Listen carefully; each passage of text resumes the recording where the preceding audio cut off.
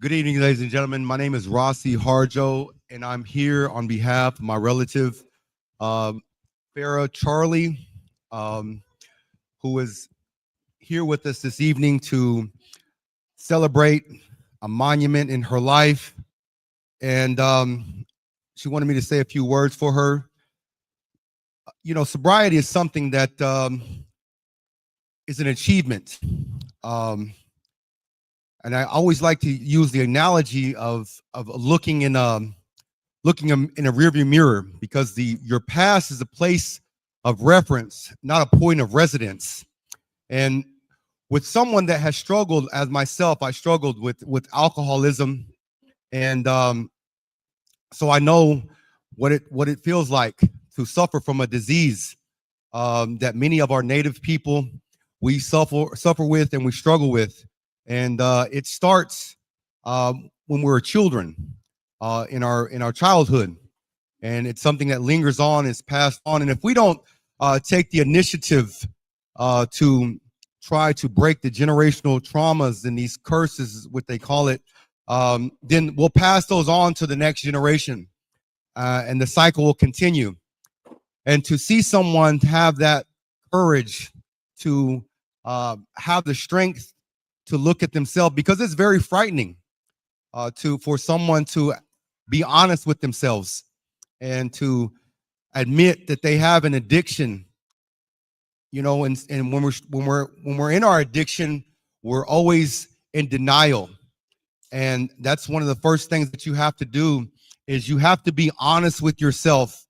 And when I talked to Farah earlier today, and she was asking me for some advice, and we talked about sobriety a little bit. And one of the things that I remember in our discussion was that when we are in our addiction, we're always covering up our pain when we're masking it through our drug and alcohol abuse.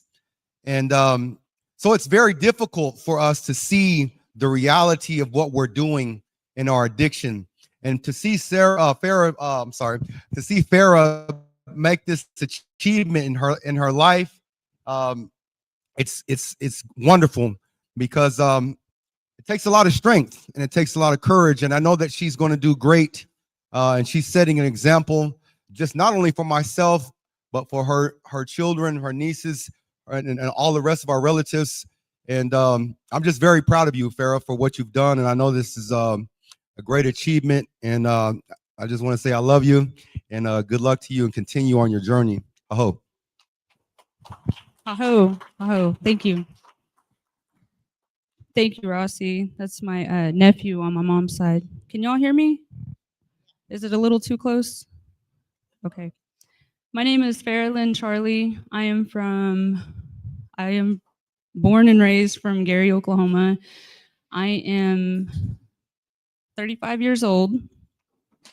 I am in active recovery from alcohol and methamphetamine. Um, Today is my first time being able to tell my story and being able to show the youth and other adults who are struggling with alcoholism and drug addiction what that looks like. Um, I don't think admitting you had a problem with anything was ever meant to be easy or explained to anybody. And if it was, I'm very grateful for whoever taught you or showed you the way about addiction and alcoholism and what that may look like in your life, whether it's you, a family member, a friend, or even your children. I know we have a lot of elders in our sobriety community. Um, I just try to remain humble and remember where I came from. And growing up in Gary was not easy, but it also wasn't bad. It was actually just a small community. Everybody knew everyone. And I'm just very grateful to have my mom here today and allow her to listen to my story because I was not a good kid. I was very, very hard on my mom and my dad just because when I was younger, dealing with addiction and alcoholism in our home, and my mom and my dad trying to figure out how they were going to raise 4 children. And we lived in Gary, and I just remember like vividly, there were times in my life that I witnessed my dad just being mean to my mom. I'm not going to go into great detail about what that was, but as a small child, you see two people that you love, going at it, whether they're using their words or being physical. It can have a really big impact on a child. And I never really thought I had resentment or anger, but I did. And early on when I was younger and I would witness these things at home, I just kind of, I would just brush it off like these things are normal. Kids at school were going through it with their family. We really just didn't talk about it. So, long story short, the things that went on between my mom and dad, it got so bad to a point to where at some point in my childhood, me and my brother and my sister were taken away and we were placed into DHS custody into the foster care system. So I have a lot of experience and stories and things that involve what life looked like for a kid in DHS custody. So when we got taken away, um, it was just devastating. I can't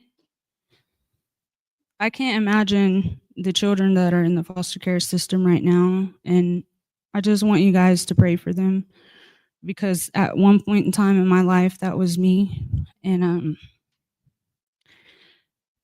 I'll go back to this memory of the night when we left. I mean, my childhood memory, they're not like fluent, but like I can see bits and pieces of what that night looked like. And I just remember being in the police station. I think it was with like the chief of police. I don't know, but I just remember me and my twin were standing next to my mom and dad, and my mom and dad were taking turns holding my little brother. And I just knew, your parents, they had like a strong sense, a strong demeanor, a strong presence. You always kind of just knew what was going on with them. But as I'm looking up, I'm this little kid, I'm holding on to my dad's leg, then I'm holding on to my mom's leg, like, what's going on? And I just remember their expression on their faces was just, it was very serious and it was blank. And it was just like, I was like, why aren't they looking at us, And they didn't cry. I barely remember them saying anything. And then the officer was like, okay, it's time to go. We have to go now. And then I looked, and then it was just imagine, your kids being pulled apart from their mom and dad. And I just want people to understand what that looked like for me and my twin and my brother. And it's just very sad.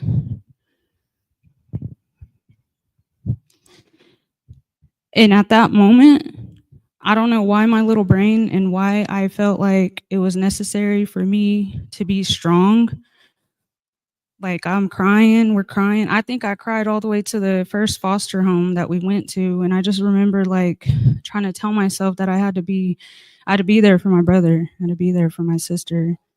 And I just knew that I don't know where my mom and dad went, but we're not with them no more. And I really couldn't tell you how long we stayed in DHS custody. I want to say like a year and a half. It could have been longer, but I remember all the places where we went, and I remember how I was treated, and I remember how people talked to me, and I just remember it not being my mom or my dad, and me knowing that this was a stranger, and how come they're telling me what to do, and why are they, treating me differently? And they didn't look like me. I'm not gonna say what ethnicity they were, but it's just I never could get comfortable with feeling like any of that was home, no matter what they said, no matter what they put on me, no matter how they dressed me, or they would have to have, like, I think it was like counseling sessions and stuff with me, just because I was just so difficult. I was just like it was a strong silent presence. A lot of these Indian children, youth, they have that presence. Some people don't know how to approach to them in them situations, but we was there, and I remember one night um waking up, and I had my twin there, and we ended up in this shelter. I don't know if it's still a shelter at Concho, but we were out there for a while. We went to school in Darlington, and I just remember somebody telling us that, like, my dad was, or my mom and dad were going to come visit us or whatever, and they did. And then my dad was telling us that he was going to go to rehab, and I didn't really know what that was as a kid. I was just like, oh, okay. And then he kind of whispered to me and my twin and was like, yeah, I'm just gonna be across the street, because there used to be this rehab, I guess, at the Concho. And one night I remember me and my twin, we were there, and I don't know who was chaperoning or watching us, but I remember I knew my dad was like next door. So I was sitting there thinking and trying to compromise, like, how can I get out of here? So I'm walking up and down the hallway looking around, and then I like find this little screwdriver or whatever.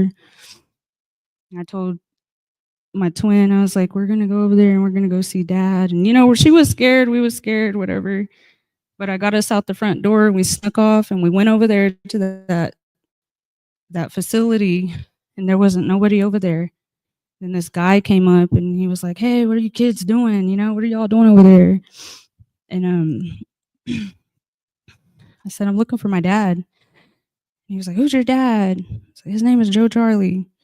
Oh, I know Joe. I know Joe. Yeah, he's down at the powwow. And I was just started laughing, like, because I was happy. I was happy to see my dad. And I just,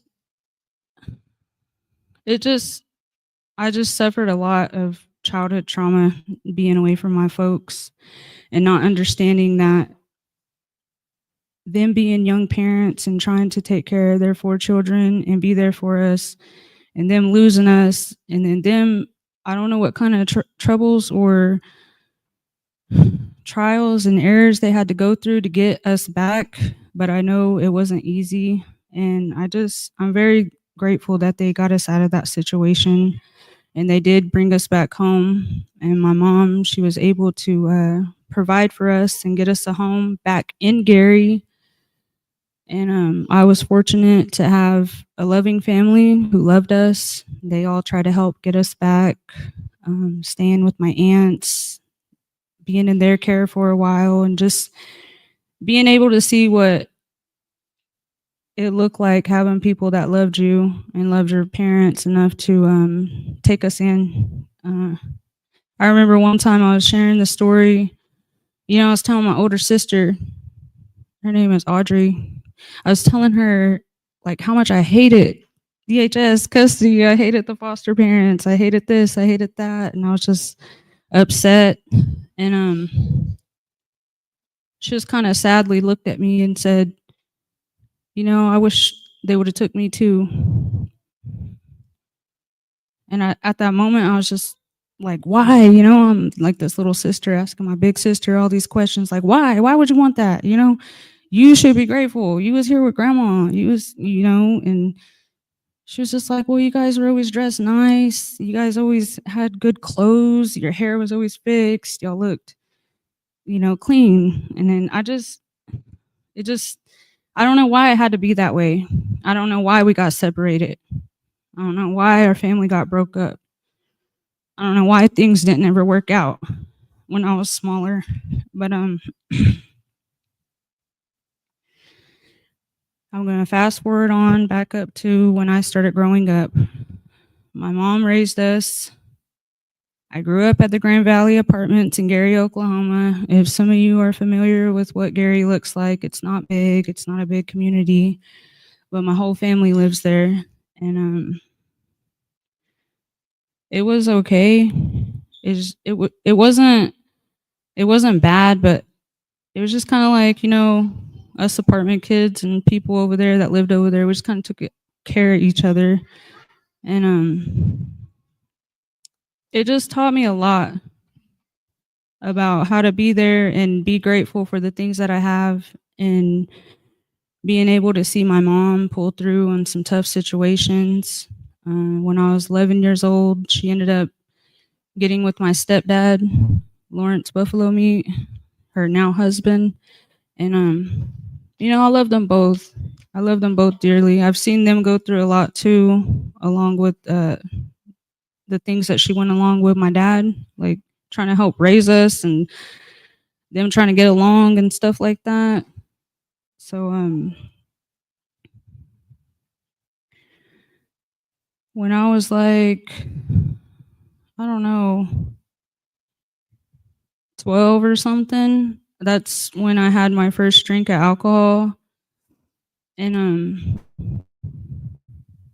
I didn't really know, like, I thought we was just having fun or whatever. And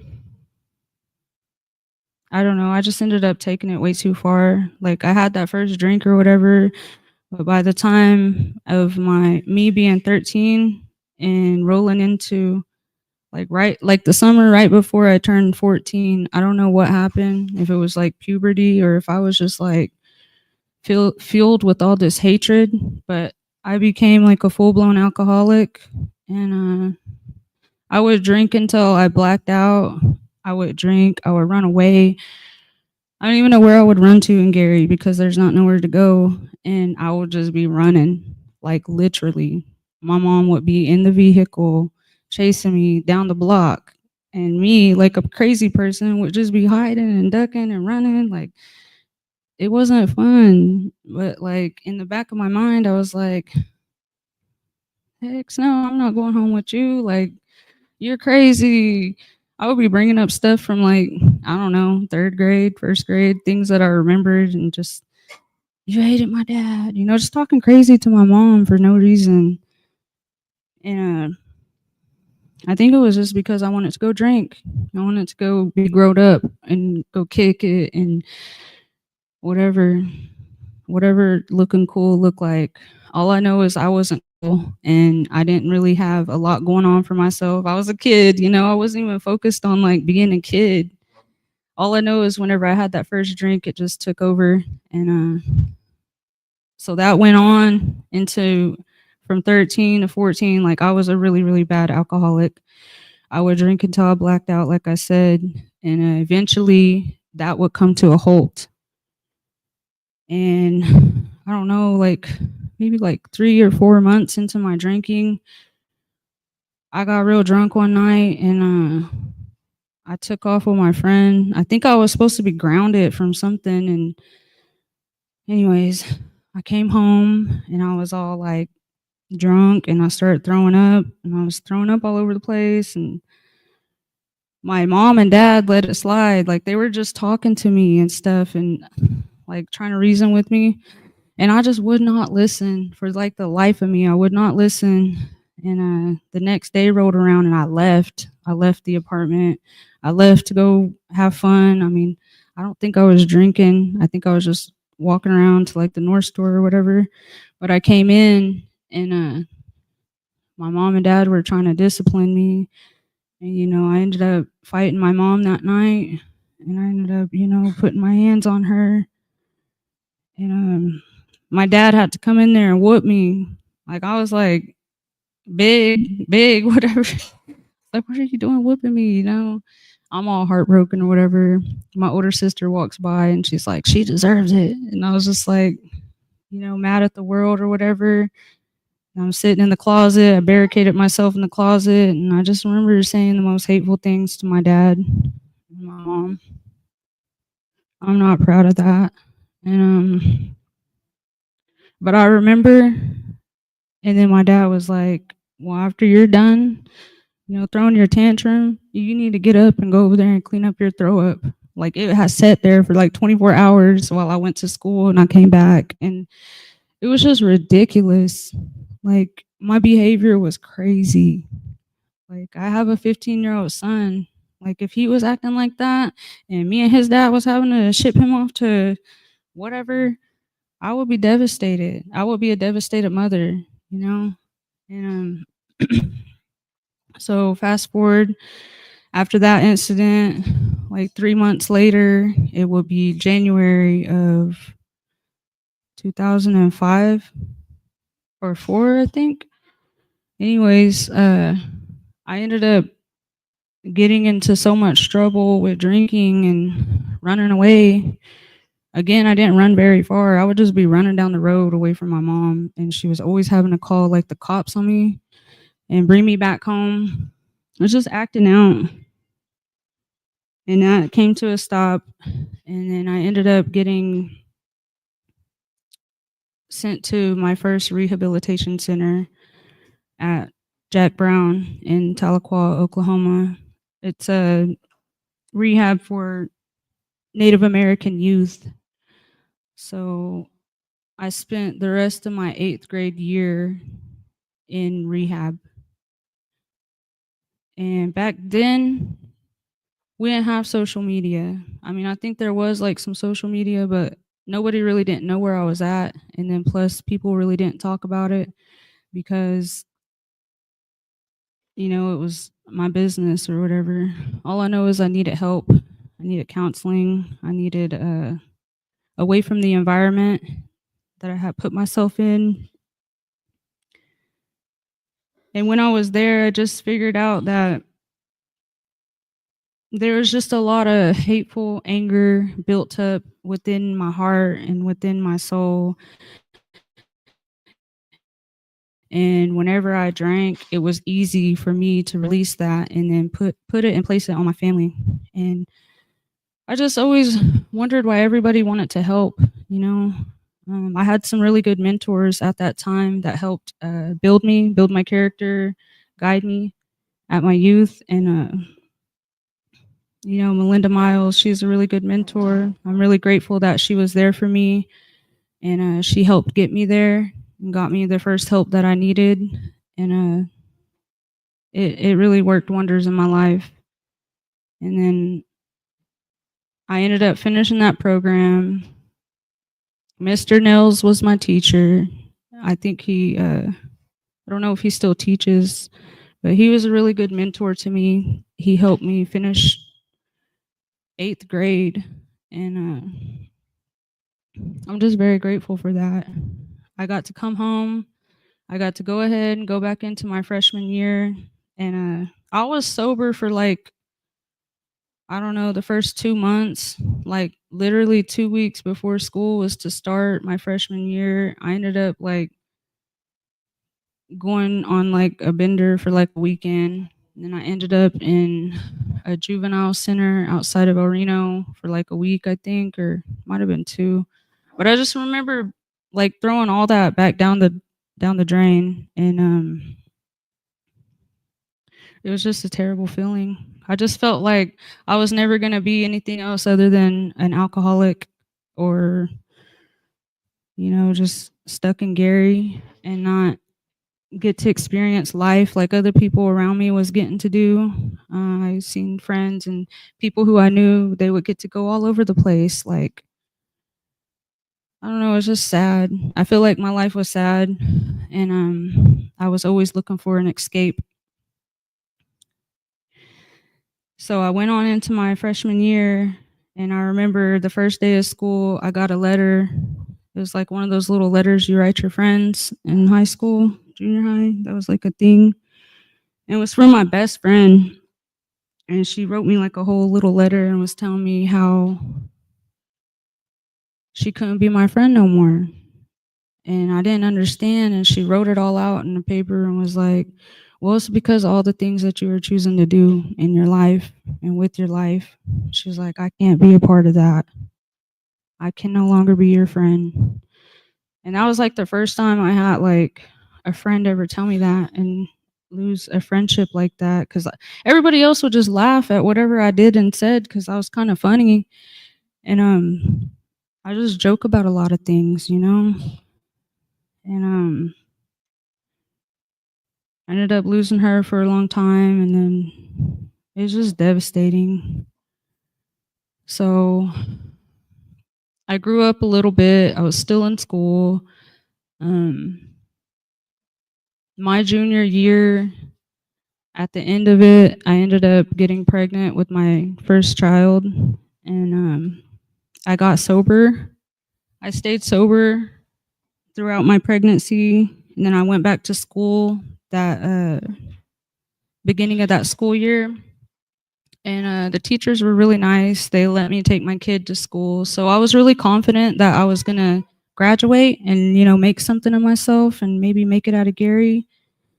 And I think that was like April of my junior year. I had my daughter, and then 3 months later, which was like June 23rd, my dad ended up getting killed. Him and his wife, my stepmom, they ended up getting killed in a car wreck. And I really wasn't prepared for all that. I didn't think I don't know, man. I love my dad. Miss my dad every day. I feel like, why was I such a bad kid? Why didn't I enjoy those moments with my mom and dad when I did have them? And just being at his funeral and having to deal with that type of grief with my siblings and myself, it didn't feel real. And I just felt like the only thing that I could do for my dad was be able to get up there and speak at his funeral. And I wanted to be strong for my siblings and, show them that I love them and I support them. And it just hit all of us differently. That's the funny thing about grief. Nobody can tell you how to feel. No one can tell you to get over it. No one can tell you like when it's gonna hit you when you lose somebody that you love, whether it's your dad or anybody. And I just at that time I was trying to do all the right things. So August rode around. I ended up getting my first car, getting my house. I had everything going on for myself my senior year. And again, like when life gets tough, things happen and you end up losing everything. And that's basically what happened.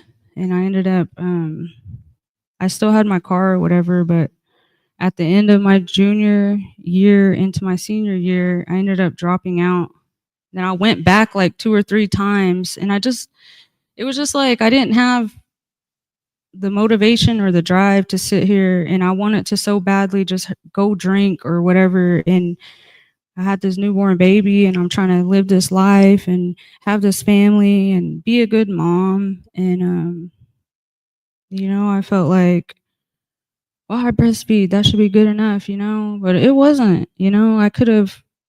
There's just so much things that I could have done a whole lot better.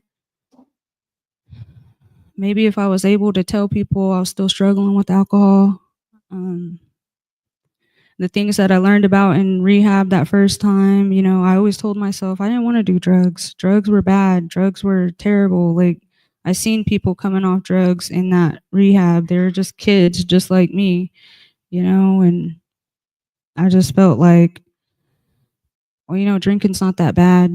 Everybody's drinking. Like I grew up in Gary. They had a whole slab. The slab was for all the people that wanted to drink. And then cops didn't bother them, whatever. It was okay for people to go sit up there and just drink. So that got normalized in my mind at a young age. And I just never questioned anything because I was like, well, if life is getting this hard for me, I should be able to drink. I should be able to do whatever I want. I'm not pregnant no more, you know? So that's what I did. That's what I did. I drank, did whatever. I had like my first job for like a month and I didn't go back to school. I just I really didn't have life plans or goals set up for myself. I just felt like after I got pregnant and I had this kid, there just wasn't no there wasn't nothing much for me just to stay here in Gary and grow old or whatever, get married. But that didn't happen. So when I was like 20 years old, I finally was just like, we need to get out of here. We need to get out of Gary. We need to get away from all this stuff because we're supposed to be living on our own and I'm raising this family or whatever.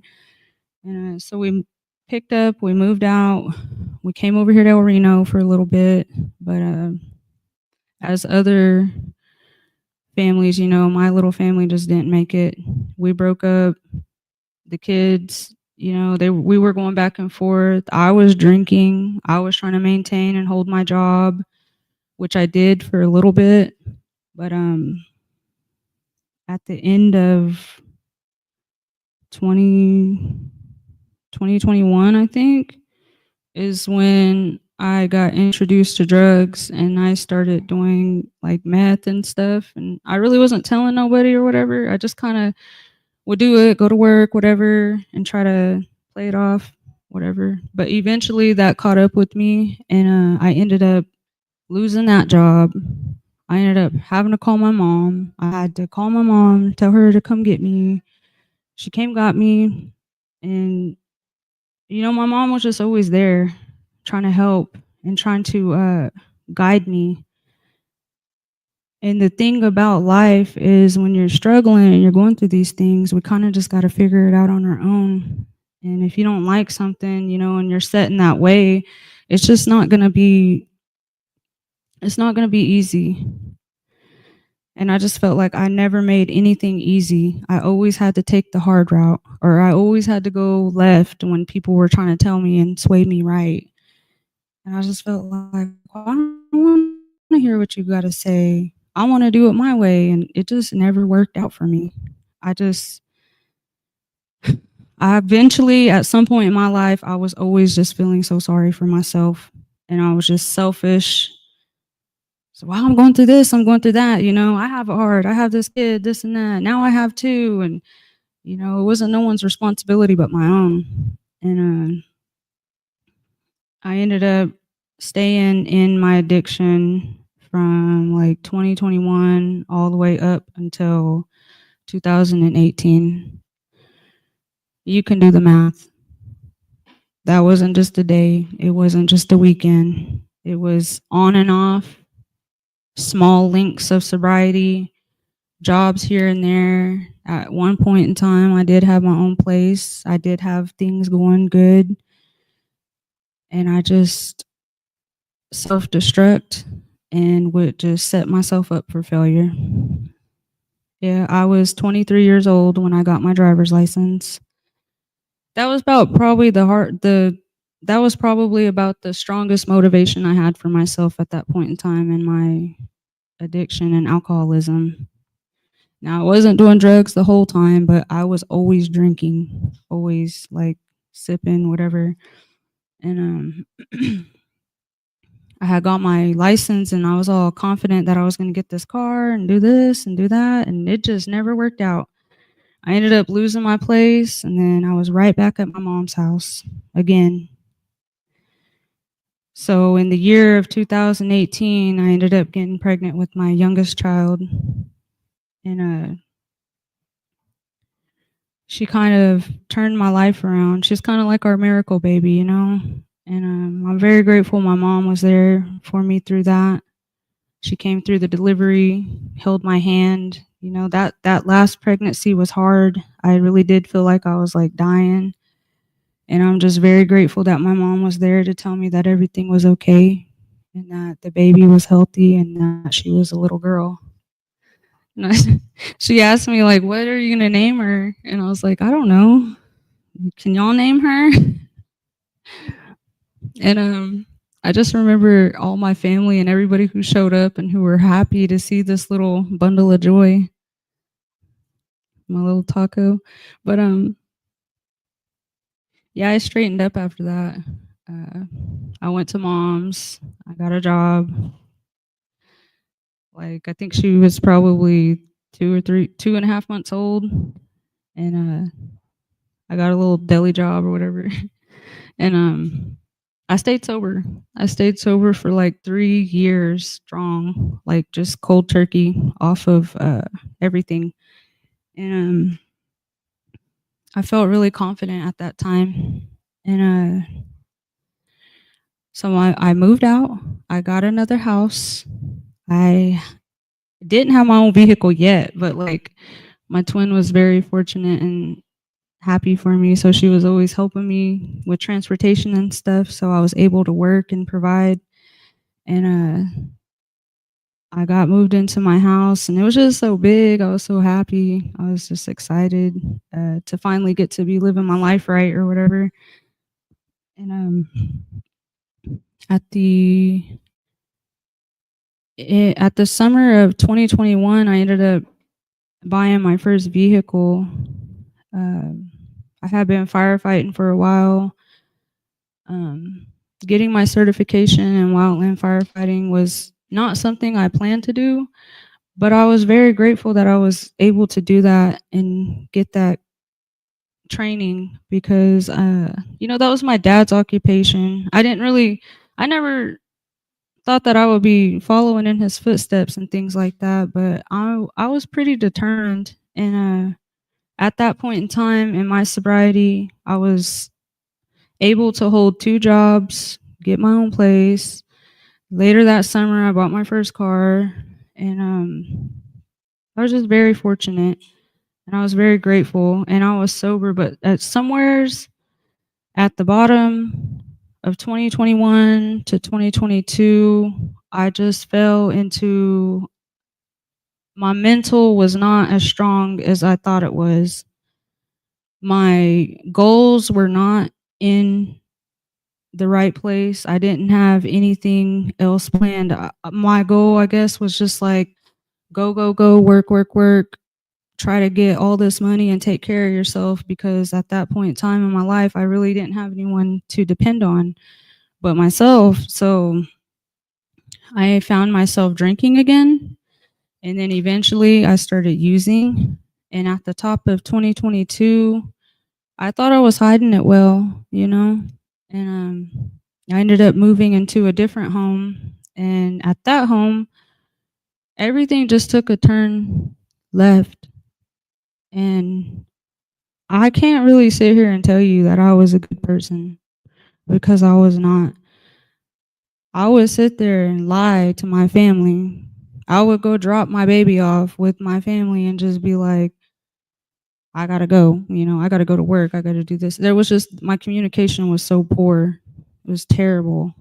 And I just remember how selfish I was and how quick and easy it was for me to just get in my car and go. I mean, obviously I wouldn't go that far because I never left Gary. It was so crazy. Like I always thought, well, I think this is just where my life ends. I think I'm just gonna stay here and get old and Gary and not ever get to really see what else is out there in the world. I was just kind of in acceptance of my life not really being anything but the way of an alcoholic, not much care. And so I fell into my addiction really deep the rest of 2022, rolling on into that summer. And at the end of that summer of 2022, I ended up losing my baby to DHS custody. And they ended up intervening and taking my child away from me. And I had absolutely no feeling. Like I couldn't even cry if I wanted to. I was sad. I was so sad because I don't know how my life ended up turning to that point. because I was loving, I was caring, I was a peaceful person, just all the things. And I just remember like them asking me if I wanted to say anything to my baby, and I didn't even say nothing to her. And I just felt like, what kind of person does that, you know? So they ended up taking her, and I still didn't stop. I still didn't stop drinking. I still didn't quit the drug. I was still sitting there doing whatever I wanted. And eventually I woke up one day. I don't even know if I was asleep. I just remember being in my house, big old house, big old yard. You know, I had nice things in there. I was sitting there on the couch and I was just looking around and it was just quiet. I'll never forget the silence that I heard in my own home. And I started thinking, you know, my intrusive thoughts, well, this is what you wanted. This is what you wanted. You wanted your peace. You wanted everything to be quiet. You didn't want anybody around. I pushed everybody away. Everybody. Anybody who loved me, anybody who cared, anybody who came to my door and tried to talk to me. It was like just talking to the wall. And then I just had like this stupid look on my face, like I would literally upset you if you was looking at me because I absolutely did not care. Like I just had that selfish, ugly glare in my eye and in my face at people who would try to talk to me about getting help, or sometimes they wouldn't even be saying that. They would just be trying to support me or be there or visit. And I didn't even know how to encounter with another human being. That's how scary it was. Like I remember feeling in my head like, well, I want to talk to them and tell them I don't feel good today. I want to talk to them and tell them that I'm sad. I also want to talk to them and tell them that I don't want to be here at my house by myself and that I miss my babies. I miss all my kids. What am I doing that's so wrong? Can anybody just sit here and just read my mind for 1 minute and just come and genuinely talk to me without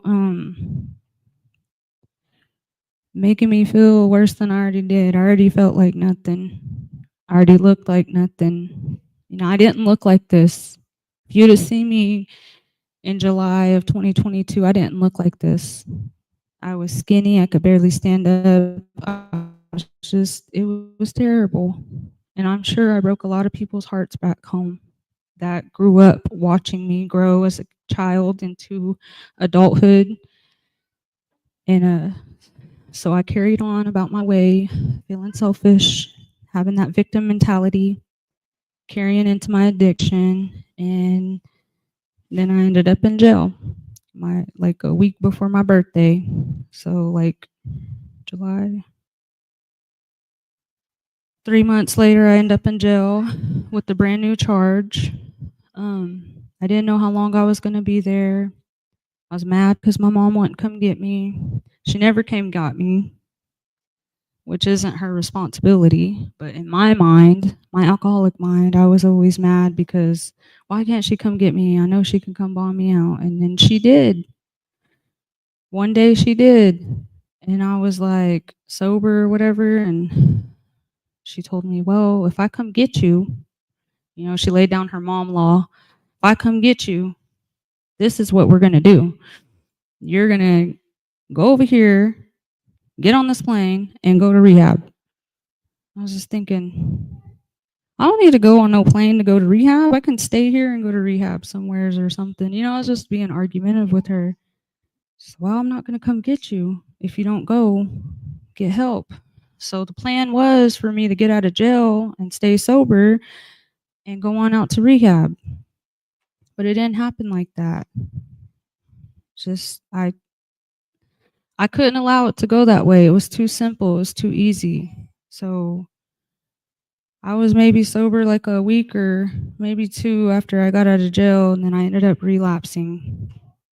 I ended up getting back on drugs, and then I ended up almost really messing myself up. I was suffering from psychosis.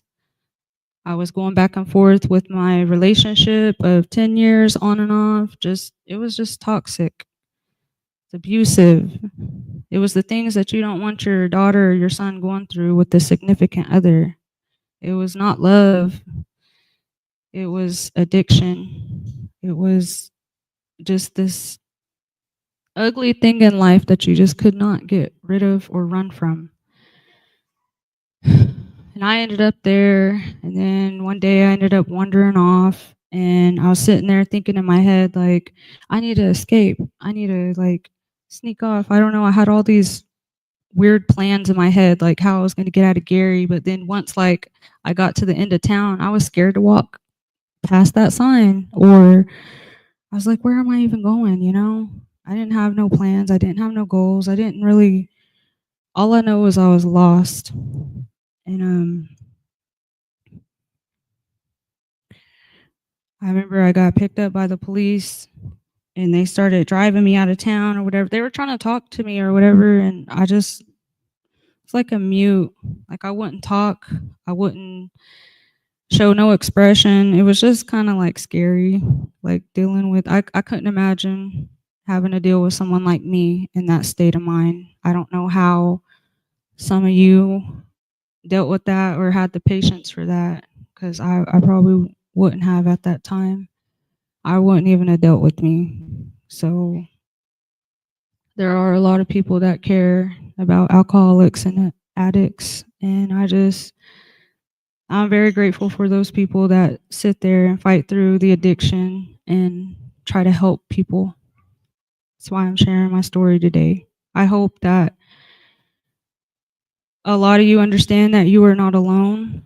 Your story matters, and it's very hard to tell it because there's so much stuff that happened up until that point.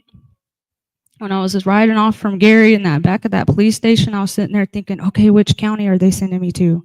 This ain't Blaine County. There's like the bridge. And then I was sitting there thinking, are they taking me to Hinton? I really didn't know. I was so lost and I was just like distraught, like, and it was stupid because all I had to do was sit there and ask the officer, hey officer, where are you taking me? You know, simple stuff. And I would not. Wouldn't open my mouth. I wouldn't talk. It was just, I was just stuck in this empty mind frame, like small minded mentality type. Just everyone should be able to read my mind and everybody should see clearly I need help. So I ended up at this women's shelter for battered women. And that's where I detoxed. And that's where I got sober. And today I get to celebrate my almost 3 years of sobriety from November 15th, 2025. And I'm just very grateful that I was able to walk away from that situation, that relationship, those drugs, and that alcohol that day, because I could have so easily ran like I always did my whole life. And I could have just not cared. I could have just showed all the people that love me that I did not care for my life or how much they cried and prayed for me to come out of the horrible addiction and alcoholism. So I'm very fortunate that I was able to get sober there. And the day before my flight left to California, I was blessed to see all three of my children.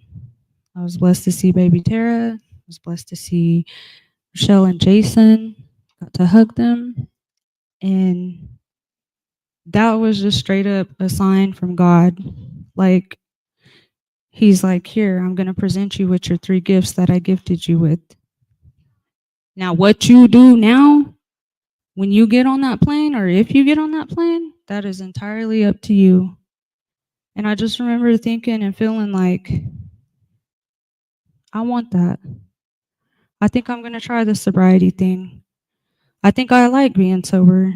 I think I like the thought of me being a mom to my children and being able to have choices at that point in time. It wasn't a lot, but I was able to go on into rehab. I was able to go get counseling. I was able to go seek help. I was able to find a sponsor out there who helped me walk through my steps. I was able to come home, graduate from that program, and I was able to come into a good sober living. And I was able to find routine and schedule. I was able to go back to work. I was no longer running from the law.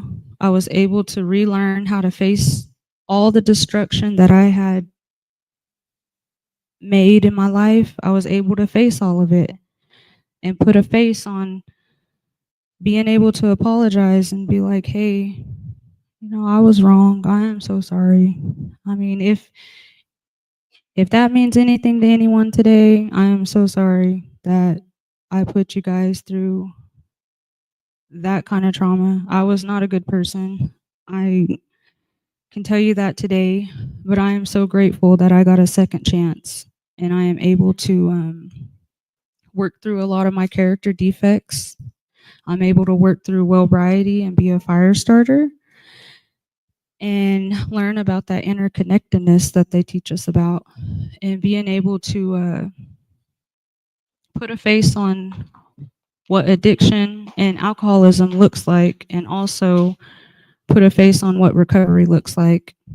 And today I'm very grateful to have my health, and I'm very grateful that I woke up sober today, and I'm very grateful that I got to come here and speak to you guys. And I just pray that every one of you out there listening and watching, I truly appreciate your love and support. Thank you for always being here for me through the whole walks of my journey. Thank you to my sober living for being able to help me through some of these things, like getting my kid back and being able to do the things that I do today. And I just want you guys to know that the help is there if you need it. And I hope to wake up and be sober tomorrow. Thank you.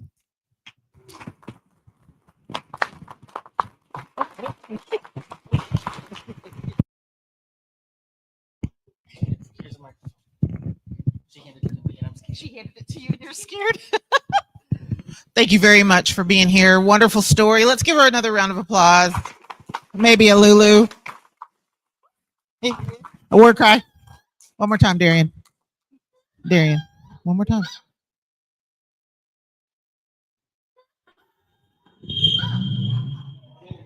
That was ugly. Okay. So I know, and you know, if you are in sobriety and fighting, battling any kind of addiction, it's very hard to get up here and be this vulnerable. Not to, in front of your family and friends, one, but, on a camera. But this is also why we do this, because somebody out here needs to hear this story. Somebody out here has the same story, and they need to see that we have strong, strong Native women, strong Native men ready to come back and fight and warrior up to battle and get back to where they need to be. And I am so, and I'm going to get emotional because this is who I am now. I'm so, so proud of you. I'm so glad to call you my recovery sister. And I know how special your story is, but I also know how hard you fought to get there. I just appreciate you so much. And we wanted to give this to you.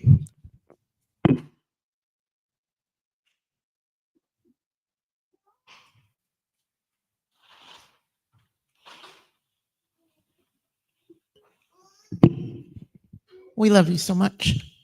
Thank you.